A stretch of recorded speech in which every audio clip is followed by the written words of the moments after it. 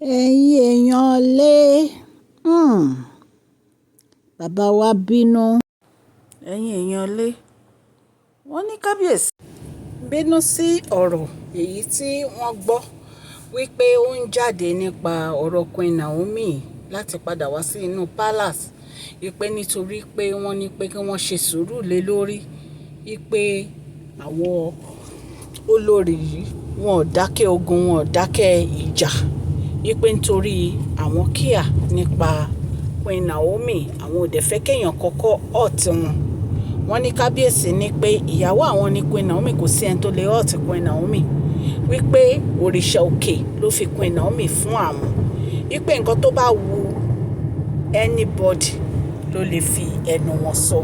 Allegedly nǹkan tá a gbọ́ nìyẹn tán ní bàbá wa Erin ńlá sọ.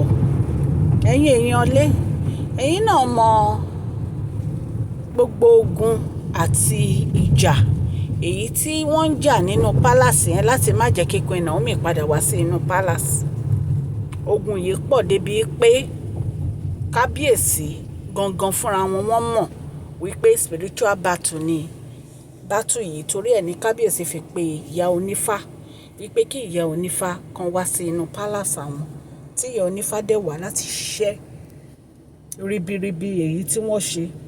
Wọ́n ní àwọn yèyé mẹ́ta wọn ni wọ́n advise kábíyèsí pé kí kábíyèsí kí wọ́n ní sùúrù díẹ̀ lórí ọ̀rọ̀ Queen Naomi, pé torí àwọn ò fẹ́ kí wọ́n hurt Queen Naomi. Wọ́n ní kábíyèsí níta ló fẹ́ hurt Queen Naomi, ẹni tó bá fẹ́ hurt Queen Naomi àwọn wájú ló ti máa bá wọn. ẹ̀yin èèyàn lé, wọ́n níwájú ni irú ẹni bẹ́ẹ̀ ti máa bá wọn o, wípé torí pé àsìkò ti tó báyìí láti mú Queen Naomi padà wá sí inú palace yẹn àti ọmọ àwọn Tádéníkáwò, wípé nítorí pé àwọn ti ní sùúrùtù. Ẹ mọ̀ pé oríṣiríṣi ogun ìjà ni àwọn olórí yìí ń gbé.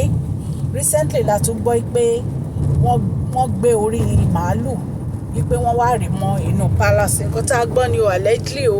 Ṣé ẹ dẹ̀ mọ̀ pé lórí ọ̀rọ̀ orí màálù yẹn, màmá Esther Ajayi gan wọ́n lálàá lórí ọ̀rọ̀ yẹn, tí wọ́n ní pé orí màálù wọn gbọ́ wípé wọ́n wá rì mọ́ inú palace. Wọ́n ní màmá Esther Ajayi náà rí lójú àlá pé orí màálù òun lé kábíyèsí àti Queen Naomi kiri. So gbogbo ogun àti wàhálà èyí tó ń ṣẹlẹ̀ yìí kò ń ṣe nǹkan tó yẹ pé ó bójú mu rárá lórí ọ̀rọ̀ yìí pé kí Queen Naomi àti Tádéníkáwò kó padà sínú palace ni gbogbo wàhálà yìí ló dáwọ́lé lórí. Kábíyèsí ò dẹ̀ fi ọ̀rọ̀ yìí wọn fi falẹ̀ rárá. Ẹ jẹ́ kí n kí ẹ̀yin olólùfẹ́ mi ní ilé lóko àti lẹ́yìn òde wípé ẹ káàbọ̀ sí Mashola Gist TV.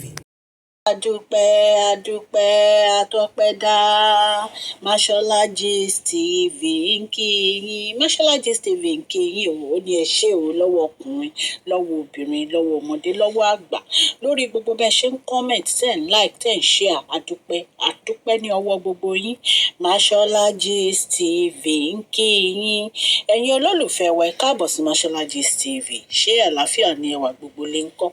Orúkọ mi ni Mashola, kò yí padà. A máa ń sọ̀rọ̀ nípa celebrate gist, politics àti gbogbo nǹkan tó ń ṣẹlẹ̀ ní agbègbè orílẹ̀-èdè bàbá wa ní ilẹ̀ Nàìjíríà.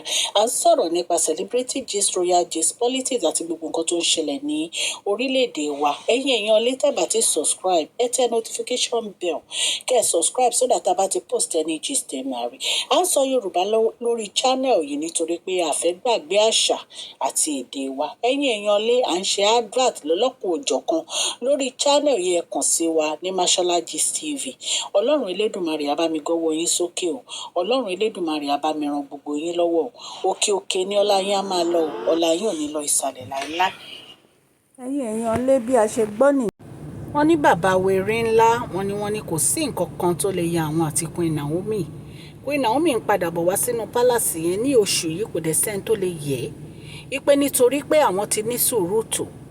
Wọ́n ní pé kí kábíyèsí try láti yọ̀ǹda àǹtí wa R àti M, wípé kí wọ́n má tiẹ̀ jẹ́ orúkọ kábíyèsí mọ́, wípé ìyẹn ló lè mú ìrọ̀rùn wá bá kábíyèsí. wípé ṣùgbọ́n tí kábíyèsí bá ṣì ń jẹ́ kí wọ́n jẹ́ ìyàwó àwọn wípé àwọn olórí méjì yìí wọ́n ń ṣe nǹkan tó yẹ pé ẹ̀dẹ̀ tí ẹ wá fi wá sọ kábíyèsí di wípé anytime ẹ máa àtàkì kábíyèsí. Ṣé ìgbà tí ẹ̀yin fámìlì yìí nígbà tẹ́ mọ̀ ẹ fẹ́ wá bá kábíyèsí rojọ́ ṣé gbogbo ìwà tí àǹtí wa arúgbó ní pálásì yẹn ń gbà yìí tí wọ́n ń sọ tí gbogbo tó yẹ pé oríṣiríṣi nǹkan la gbọ́ tó ń ṣe ṣẹ́yìn bá wọn wí ṣé ẹ bá wọn wí nǹkan rere kankan NAOMI ipe so ó bẹ́tà kí kábíyèsí yọ̀ǹda wọn kọ́ máa bá tiwọn lọ ipe ìyẹn ló máa fún Queen NAOMI ní ìrọ̀rùn àti ìfọ̀kànbalẹ̀ nínú pálásì ẹ mọ̀ pé tí kábíyèsí bá ti ń gbègbèsè wípé wọ́n fẹ́ mú Queen NAOMI wá báyìí ìgbà yẹn ni nǹkan kan á tún ṣẹlẹ̀ ẹ jẹ́ ká respect ara wa every time bó ṣe máa ń ṣẹlẹ̀ kábíyèsí ti ní sùúrù tí kábíyèsí bá ti ní àwọn fẹ́ gbègbèsè kan báyìí ìgbà yẹn ni nǹkan kan á tún ṣẹlẹ̀ every time bó ṣe máa ń ṣẹlẹ̀ ẹnikẹ́ni tó bá ṣe fẹ́lẹ́fẹ́lẹ́ àjẹnú ẹ̀ níṣu. kábíyèsí kí wọ́n tètè ro ọ̀rọ̀ yìí dáadáa kí wọ́n yọ̀ǹda àǹtí wa M àti R kí wọ́n kọ̀ wọ́n kán divorce wọn so that Queen NAOMI á fi wá sínú palace yẹn pẹ̀lú ìrọ̀rùn àti àlàáfíà. ẹ̀yin ará ilé nǹkan tá a gbọ́ allegedly nìyẹn o tá a bá tún gbọ́ update a máa mú wá fún yín.